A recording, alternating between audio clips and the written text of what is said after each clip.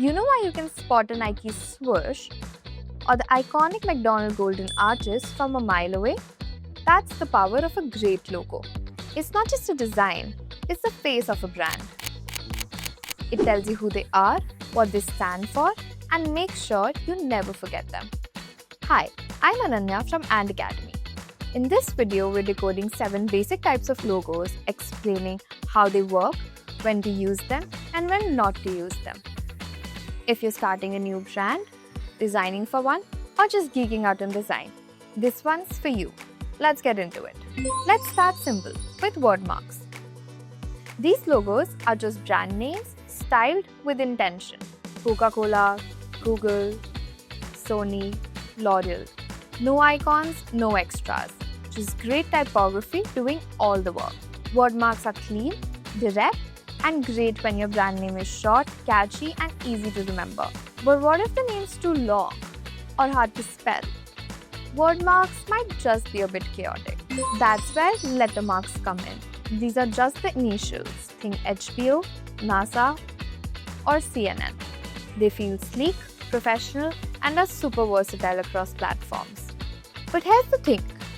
If it's a new brand, using just the initials might not say much. So sometimes it's better to use the full name and simplify it later. On the flip side, pictorials don't use letters at all.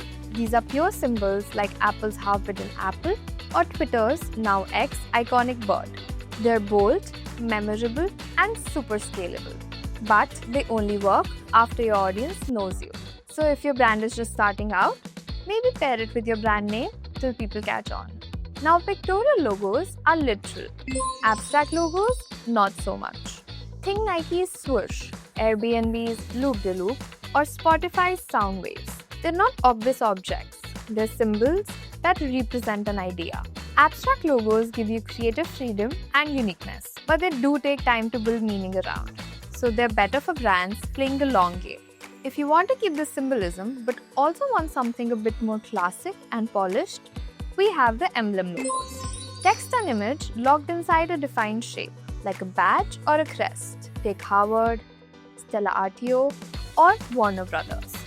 They look detailed, storied, rich, and official. But they can be a bit limiting. They might also feel too traditional or a little hard to connect with for some audiences. Now, if you're looking to build a story and keep your audience hooked, a mascot logo may be the way to go. These are illustrated characters that become the brand, like the KFC Colonel or Mr. Sprinkles. They're playful, warm, approachable, and full of personality. But skip this one if you want to go for a more formal and minimal approach. What if you want the best of both?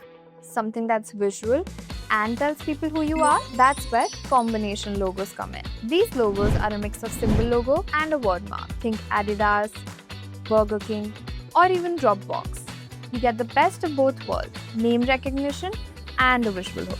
It's a great starting point if you're new and want flexibility. You can always drop the text later once your symbol gains traction. So, how do you choose your logo style? Think about your brand's tone. Is it playful or polished? Classic or bold? What's your brand name like? Is it short and snappy or long and layered?